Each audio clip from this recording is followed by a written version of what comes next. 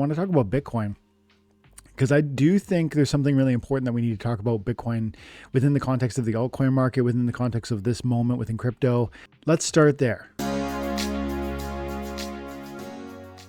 Anyone putting any crypto profits into SPS? I think I might have my moment to get 1 million SPS here. Guys, I'm so dead serious about wanting 1 million SPS. And I saw your comment gathering on Aftersounds Live yesterday. You said, what would you rather have, 10 million SPS or 1 Bitcoin? And Aftersound pretty much laughed it away. But dude, that's what I want to talk about today. That's the first thing I want to talk about. Let's start right here with your question gathering. You say, anyone putting any crypto profits into SPS? I think that's really, really wise. Now, gotta say, I have so many caveats here because I'm going to clip this later. Someone's going to say, look, you told me to sell whatever to buy SPS, and then SPS goes to half a penny down from a penny. I don't know what's going to happen with SPS, but I have personally confidence in its future, both in the short, medium, and long term. And it's certainly possible that my confidence is misguided. I agree that that's possible, but yet I walk in a degree of confidence. Now that confidence is for me, and that confidence helps dictate what I do and how I act and what sort of investment decisions I make. But I'm saying, when you asked that question to Aftersound yesterday on his live about Bitcoin broke 6 figures, $100,000 Bitcoin, that's exciting, so cool. Aftersound logs on to celebrate that. And yeah, let's celebrate that. It's a big, big deal. I am super for Bitcoin and I believe in Bitcoin long term. My point would be to come into your question that you raised to him and that you're raising to me here now. Man, moving profits into coins that haven't profited, that you also believe in, hear that part, that you also believe in, is so prudent, actually. It's so wise. And so you might say, what are you talking about? You're talking about selling Bitcoin for SPS? That's what haters will say in the comments later on. And they'll go, Bitcoin's the king, and Bitcoin only goes up, and Bitcoin this and Bitcoin that. And they'll go, SPS has only gone down. That's their argument is going to be, within the context of a bear market, SPS hasn't had its bull market. Sure. And the sky is blue and, grass is green. Thanks for that fact. Yeah. During a bear market, SPS has gone down. My question isn't what has happened historically with SPS. My question to anyone who wants to critique what I'm saying now is this: do you or don't you believe that SPS has profit in the future? Do you or don't you believe that SPS could 5x, 10x, 20x from here?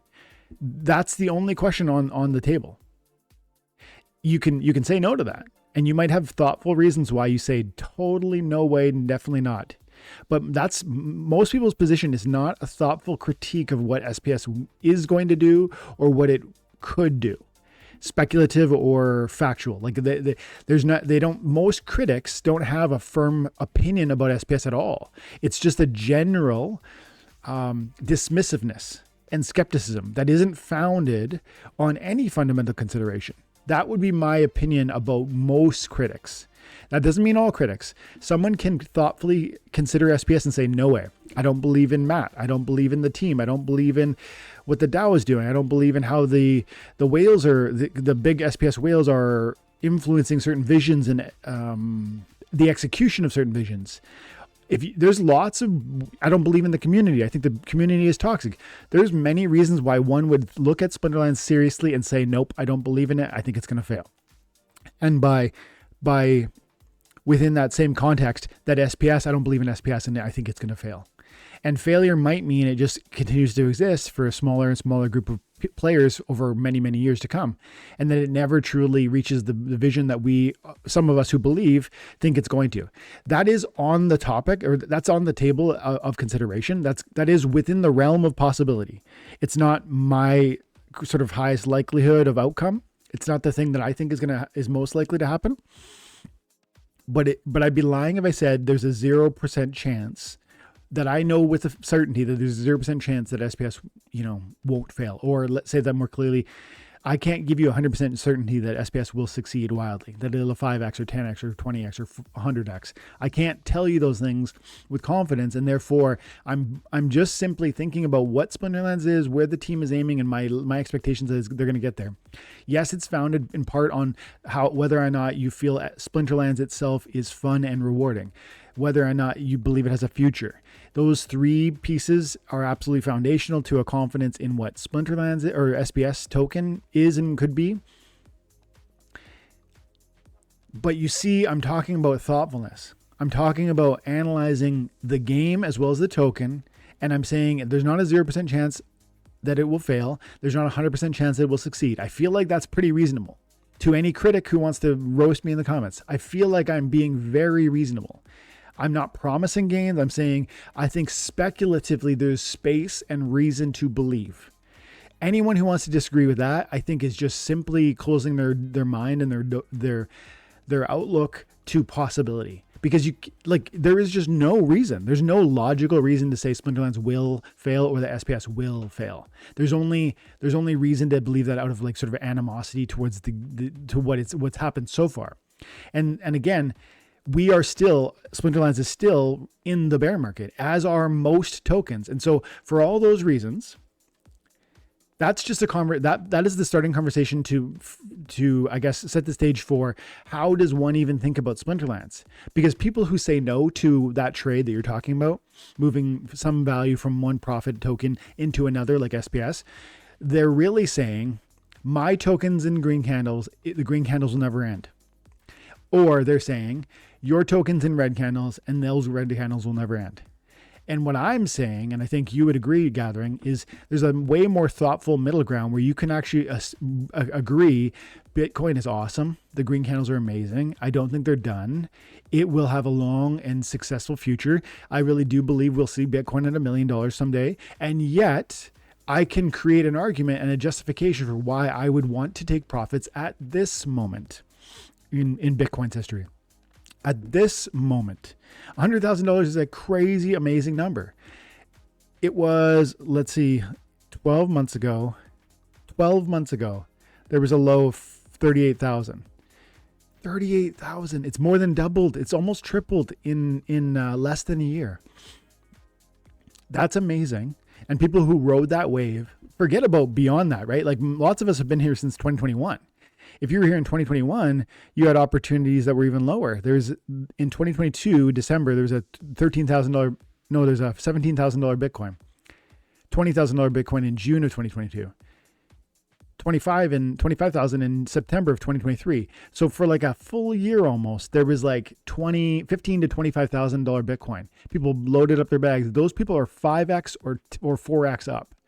And so my point is, most people that are big bag holders within Bitcoin should be excited about the 4x that they've already received and should stop thinking about whether or not it went up from 97,000 to 100,000 and being like, wow, it went up $4,000, which is equivalent to 6%, and start recognizing that you've already quadrupled your money on a token that's got deep long-term value, but that over the next, it's just not going to perform like most altcoins. And that's not an objective. That's not a subjective opinion. That's an objective fact based on all history. And earlier we talked about how people will hate SPS because they look at the history. And so I'm going to hold up history too and say, yeah, let's look at history and let's see how Bitcoin dominance falls after it reaches all-time highs. It reaches all-time highs. Bitcoin captures more market cap and it has a greater dominance, 60%. What is the Bitcoin dominance right now?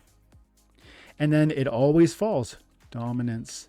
It falls. Why? Because people who have Bitcoin take profit. They do what Gathering is saying. They do what prudent people say. They do what big money says. They buy low and they sell high. They don't buy low, hold forever, and ride the waves. They buy low, sell high, buy a different token low, and sell it high. And that's how I talk about on my channel sometimes, like the desire to 10x your 10x. If you get a 10x multiplier on one token and another token that you believe in, don't just chase after green candles with crap coins. I'm saying coins that you actually believe in. And that might not be SPS. So I'm not hating Bitcoin and I'm not solely focusing on SPS. I'm saying Bitcoin dominance rises and falls. And if you look at this chart, it's been rising, let's see, since, is that January? Okay, I'm not sure I can read this properly. Okay. Look at this. Last month, Bitcoin dominance was 60%. And yesterday was 59%. The yearly high was 60%. The yearly low is 50. So okay, so we're inching far closer to 50% than we are growing. So Bitcoin is already losing dominance. And that is why does that happen? It's not because Bitcoin's doing poorly. Bitcoin's doing great. I know that. And I'm not a hater on Bitcoin. I'm saying coins like ETH are going crazy. XRP's going crazy. Tron's going crazy. Doge went crazy on the election day.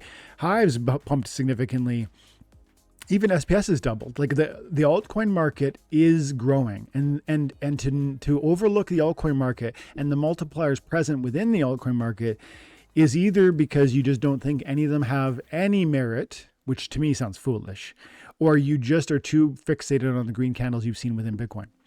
But do we or do we not believe that there will eventually be red candles for Bitcoin?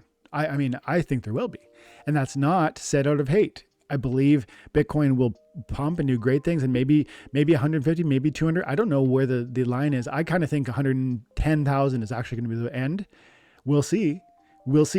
Maybe it's 200. If it's 200, by the way, I'll be happy because my altcoin bags the growth in them will multiply as Bitcoin succeeds. So I can't say this enough. I love Bitcoin, but I'm saying also, even if it goes to $200,000, you're talking about double from where you're at now.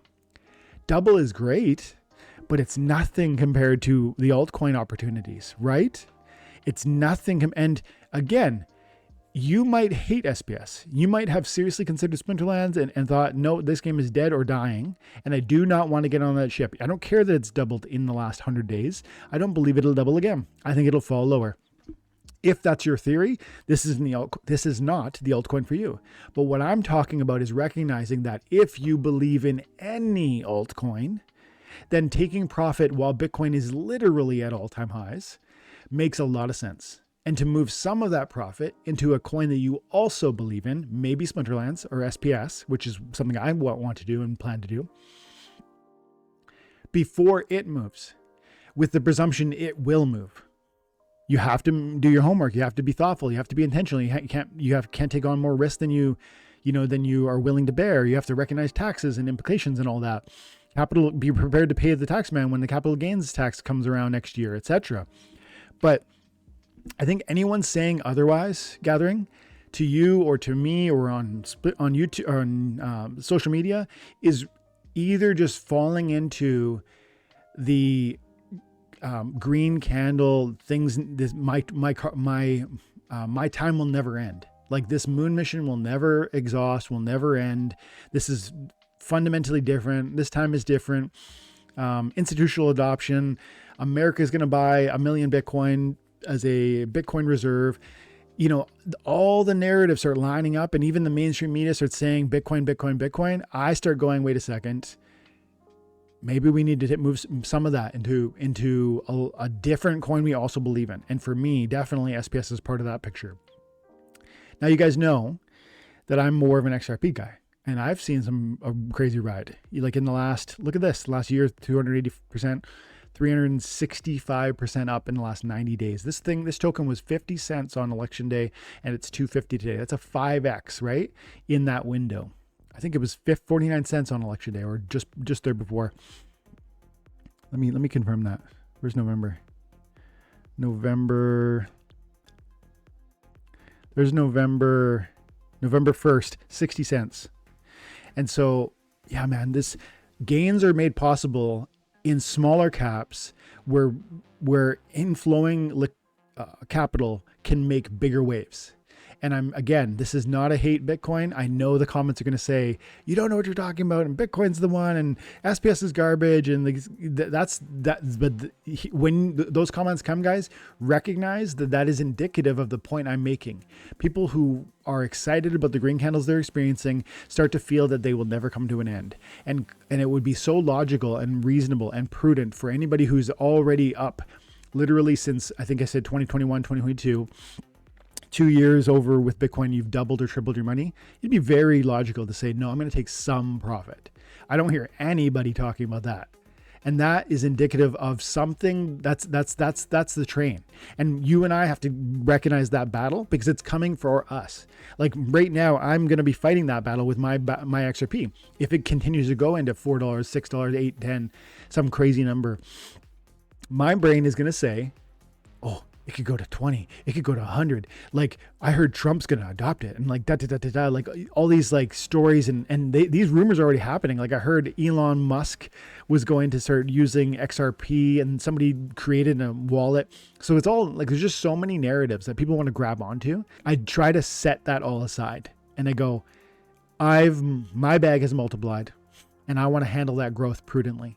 And in my opinion, handling that growth prudently means two things. Not getting greedy, chasing after more and more and more green candles, having a predetermined exit strategy. The second piece is when I exit, I'm going to diversify in two ways. One, I'm going to reallocate into some other tokens that I think are valuable and justifiably so.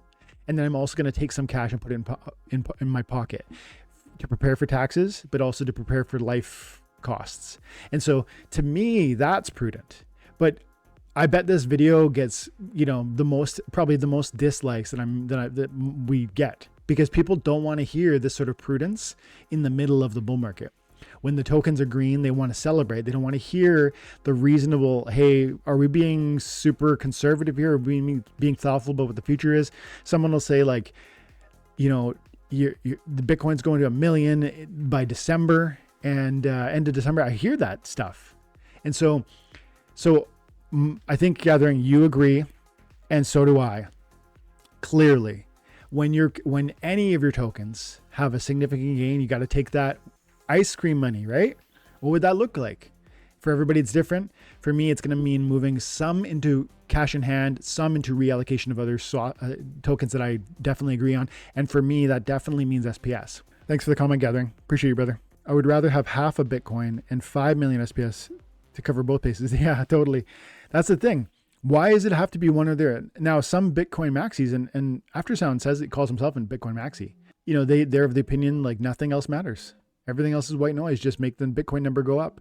And I respect that, because I think in 50 years, I really do think that approach will work. I believe it. But what I'm saying is there feels like a pretty predictable up and down to Bitcoin. And right now at 100,000, even if it was to go to 200, I don't think it's going to be hard to find an altcoin that's going to 5x, let alone 20x in the same time Bitcoin doubles. And that's the question. And I'm not saying chase crap coins. I'm saying, which coins do you believe in that you think could do that? Because I actually think that possibility is reasonable to expect. And that's why, you can, it's both and, it's not either or.